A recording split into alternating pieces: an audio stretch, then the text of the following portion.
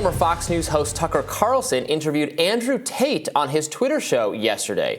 Andrew Tate obviously is a man who has been accused of rape and human trafficking. Let's take a listen to how Tate responded to Carlson's questions about the Matrix.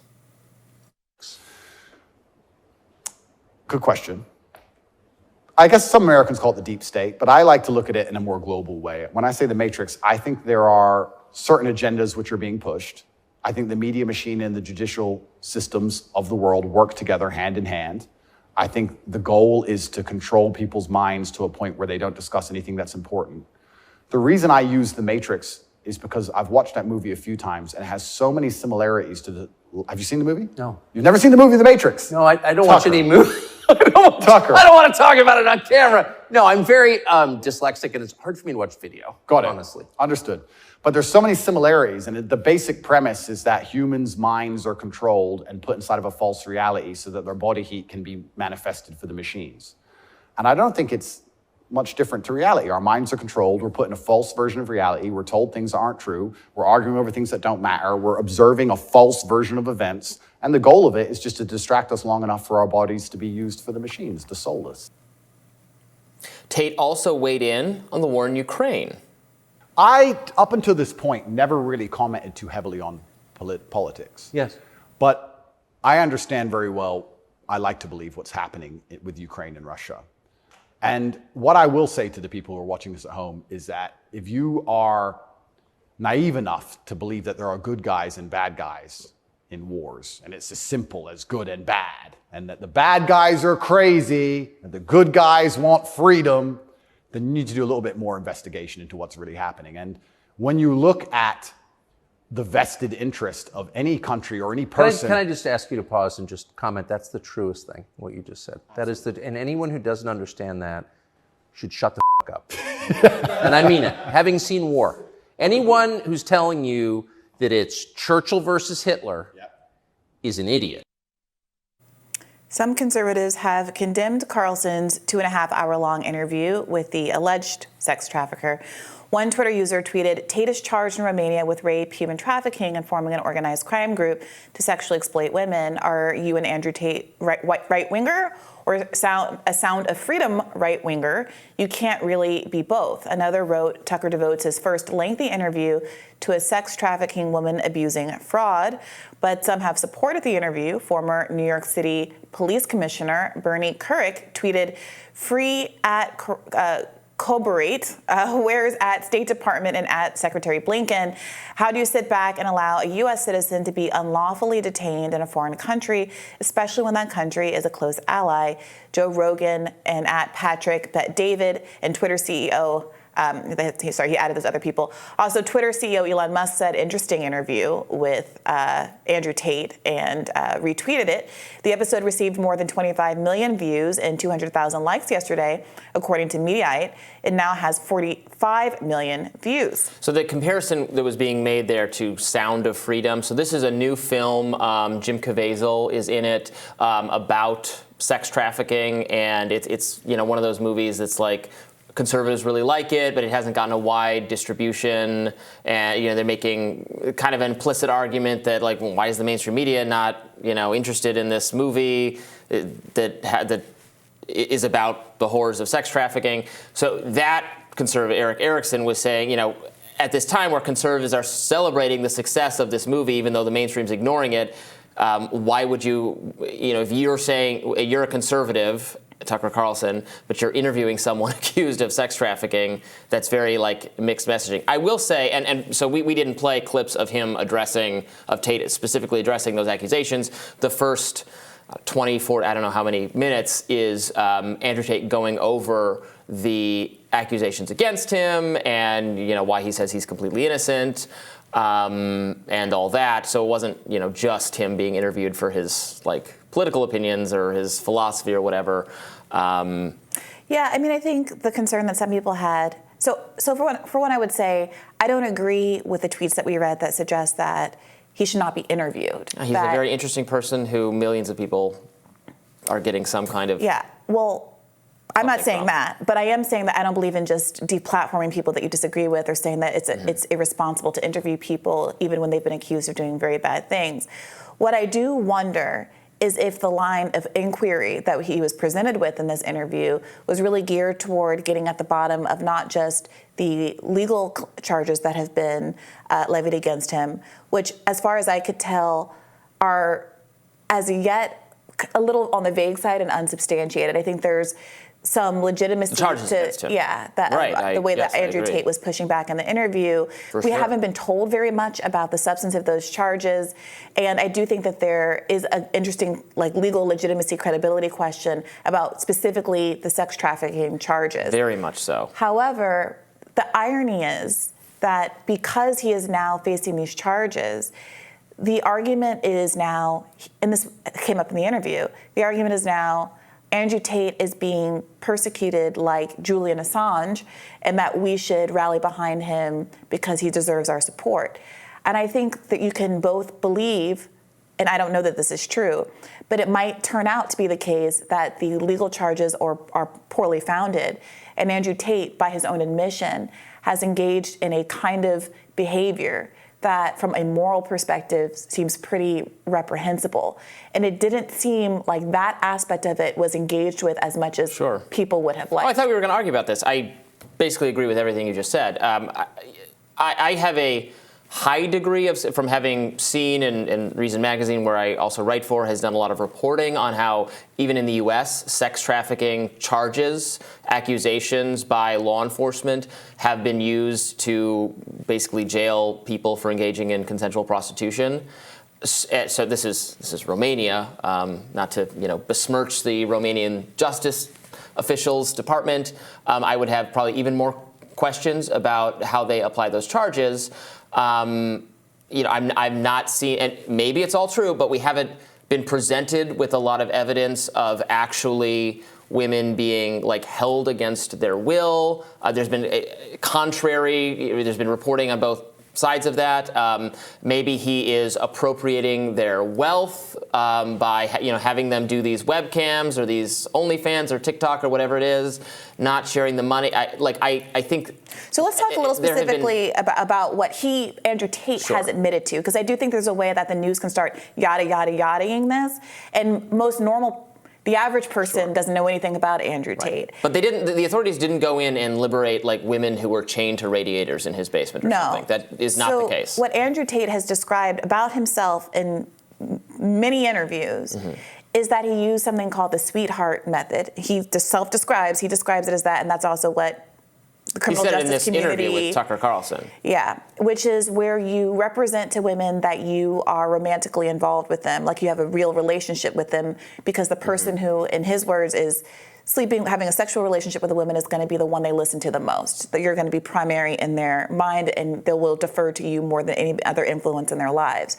And so you establish these relationships with multiple women, and you convince them to go on the webcams and make money through webcam sex work.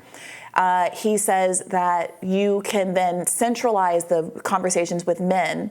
So they're on camera, but they can't possibly have independent conversations with as many men as you can if you outsource that to Andrew Tate. So Andrew Tate or others are the ones that are actually having the conversations with the men, which allows you to scale up. And that then he goes on to say that you are able to extract a lot of wealth from them from the work that they are doing simply because you're treating them like a factory, but moreover, extract even more wealth by lying to them about the fact that, lying to them saying that they're paying money into taxes when in fact you were taking that money, avoiding paying taxes, and using Bitcoin basically to avoid your tax obligations. Now, he has not currently been charged with any tax crimes, but there have been some legal experts who have opined about whether or not that is a more solid claim against him, since he's made those admissions on videos which he's now taken down, but which exist on the internet. So that's the claim. Sure. And it's a little ironic. He made reference to the Matrix and described the way that in that movie bodies were in a machine being harvested. Humanity was being, basically our energy was being harvested for the benefit of robots. Which is the stupidest thing about that movie, because all right, Robbie, but if I could just finish this, okay, the sci-fi is not. I mean, this is important stuff here. The point, the irony is that he's quite literally describing what he's done with all of these women, set up in all of these rooms in front of cameras, where he has bragged repeatedly, constantly, about extracting their capital, extracting resources from them, harvesting their benefit in the exact same way that he's describing in The Matrix, and describing them specifically as assets. He says in this video, when you're going to go start a business, you have to consider what your assets are. Do you have a house? Do you have money put away? Do you have a skill? And he says that he realized that his ability to get women, he uses more vulgar language than I'm using, but his ability to attract attractive women was the asset that he decided he wanted to exploit to earn a lot of money, and he has done so successfully. Whether or not that is illegal, I think many people would argue that it is immoral and are questioning why Tucker Carlson maybe didn't press harder on the morality of his actions, even if he technically is being unfairly persecuted, potentially by the criminal justice system. Sure, but that's a big technical. He described being in jail for 90 days, the conditions. I found that part of the interview interesting, frankly. Right, I agree. I don't understand why people are treating this person, Andrew Tate, like some sage, like some very wise person for whom you should take business advice or relationship advice or those kinds of things. He seems very scammy and very morally objectionable, even the things that he said. Again, it seems hypocritical. Also, he kind of condemns promiscuous women or promiscuity among women, but he is obviously very promiscuous, and he has set up his business was facilitating women sexualizing themselves. So it just seems very hypocritical, which, again, I don't object to. I think if this business is above board and people are getting the money they're owed, whatever, that's your business. That is the interesting legal question. But they've gone after him for sex trafficking, and I am decently skeptical of that. So at the same time, I think he's worth interviewing. I think probably, delving into the hypocrisies of his professed philosophy would have been interesting. Yeah. That didn't quite happen. But especially again, they from are conservatives who kind of. The contrast between conservatives wanting more attention on this movie that's anti-groomer and has kind of these more traditional conservative values, and rallying behind Andrew Tate.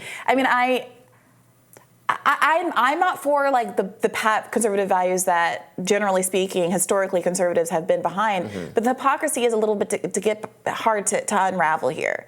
And I think that you are able to sidestep that hypocrisy by basically not asking the guy questions or focusing on the legal aspects of this scenario as opposed to the substance. Well, sure, but I think it's fine to interview him about the legal aspects of this case because they're very interesting. But remember, this man was famous for some bad behavior long before he was arrested last year. He was kicked off Big Brother for misogynistic, violence against women style comments. You don't go to prison for being kicked off. No, but you're doing exactly what I have a problem with, which is it's impossible for us to talk about all these horrible things he's said and done because the reaction is, well, he shouldn't go to prison for that. I grant that. But the reason this man is even famous is because a lot of parents had concerns that he was amplifying an ideology that advocates for violence against women, sexual exploitation of women. Nobody can argue against that. He's very proud of his record on those things. So is there any space left? If the result of this criminal prosecution is that Andrew Tate never gets, held criminally liable for any of his behaviors, but it has made him into a martyr, and we are no longer able to have a substantive conversation about whether it's right and good to encourage young men to have set up farms of sexually exploited young women. He also says that it's better to get them as young as possible because you have more control over them. Then is this a benefit? The martyrdom system is being created by a sketchy legal prosecution, right? Yes. But I think that I have a lot of confidence that we're smart enough to walk and talk at the same time, and that you can acknowledge, or we don't know. I personally don't know what's going to happen with the legal case. There's been very little revealed substantively about the charges. I tried to find some analysis last night. There was not a lot forthcoming.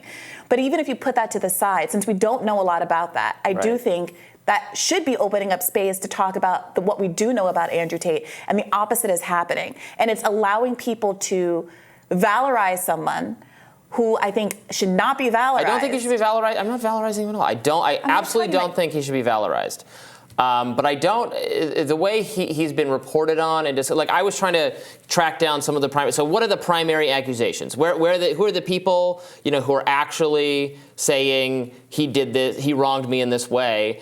It's actually hard to find because it's in Romanian. It's with Romanian sources. The reports on him from the BBC are about bad relationships he had with women from his time in England that.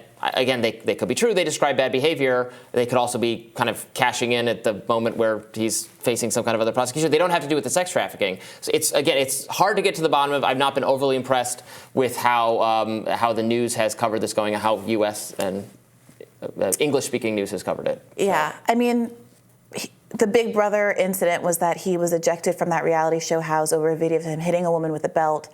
And a second video emerged shortly thereafter in which he was shown telling a woman to count the bruises he apparently caused to her. Yeah. Scumbag should not be valorized, but again, he's being charged with something that we'll see if they can prove it. Well, I for one, I'm really glad to hear his insights on the Ukraine-Russia conflict. Did you disagree with his insights on the Ukraine-Russia conflict? I have struggled to think about a human being whose opinion on that particular subject I value less, but that's a subjective personal view. We'll have more Rising for you right after this.